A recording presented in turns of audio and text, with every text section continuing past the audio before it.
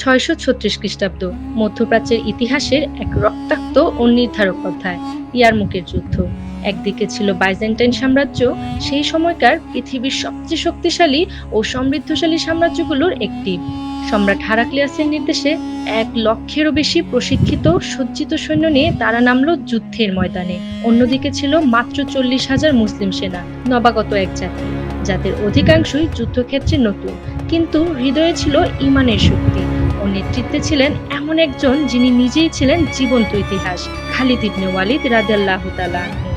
এই যুদ্ধ কোনো সাধারণ যুদ্ধ ছিল না, এটি ছিল বিশ্বাসের যুদ্ধ, কৌশলের যুদ্ধ এবং ভবিষ্যতের দিগন্ত নির্ধারণকারী এক বিশাল সংঘর্ষ। বাইজেন্টাইনরা ভেবেছিল সংখ্যায় ও অস্ত্রে তারা অনেক এগিয়ে, তাই মুসলিমদের পরাজিত করতে বেশি সময় লাগবে না। কিন্তু খালিদ রাদিয়াল্লাহু তাআলা আনহু জানতেন, এই যুদ্ধ জিততে হলে চাই বুদ্ধি, ধৈর্য ও কৌশল। তিনি সৈন্যদের এমনভাবে সাজিয়ে নেন যেন ধাপে ধাপে শত্রুকে দুর্বল করে শেষ আঘাত হানা যায়। এই যুদ্ধে খালিদ ইবনে ওয়ালিদ রাদিয়াল্লাহু তাআলা আনহু প্রয়োগ করেন অসাধারণ কৌশল। কখনো সরাসরি আঘাত, কখনো পেছন থেকে ঘেরাও, আবার কখনো তীব্র প্রতিরোধ গড়ে তোলেন মাঝমাঠে। এমনকি যুদ্ধের সময় মুসলিম নারী সাহাবিয়ারাও অংশগ্রহণ করেন।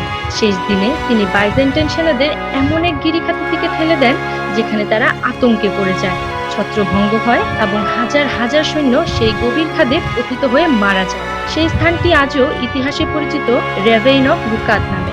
ইয়ারমুক ছিল শুধু একদিনের যুদ্ধ নয়, 6 দিন ধরে চলেছিল এই যুদ্ধ। প্রতিটি দিন ছিল রক্তাক্ত, প্রতিটি মুহূর্ত ছিল উত্তেজনাপূর্ণ। মুসলিম বাহিনী প্রতিদিন নতুনভাবে সংগঠিত হয়ে প্রতিরোধ গড়ে তোলে। শেষ দিনে বাইজেন্টাইন বাহিনীর অধিকাংশই নিহত হয় বা পালাতে বাধ্য হয়। মুসলিমদের বিজয়ে কেঁপে ওঠে বাইজেন্টাইন সাম্রাজ্য। ঐতিহাসিকভাবে এটি ছিল সিরিয়া ও লেভান্ট অঞ্চলে ইসলামী আধিপত্য প্রতিষ্ঠার সবচেয়ে গুরুত্বপূর্ণ পদক্ষেপ। এই যুদ্ধকে অনেক ঐতিহাসিকই বলেন the battle that shaped the fate of Syria and the Levant. BBC, Al Jazeera, History চ্যানেলের মতো বিশ্বখ্যাত চ্যানেলগুলো এই যুদ্ধকে বিশ্লেষণ করেছে এক ঐতিহাসিক বাঁক হিসেবে। পশ্চিমা ইতিহাসবিদ ডেভিড নিকোল বলেন, ইয়ারমুক ছিল বাইজেন্টাইনদের জন্য শুধু সামরিক পরাজয় নয়, বরং এক আত্মিক ধাক্কা।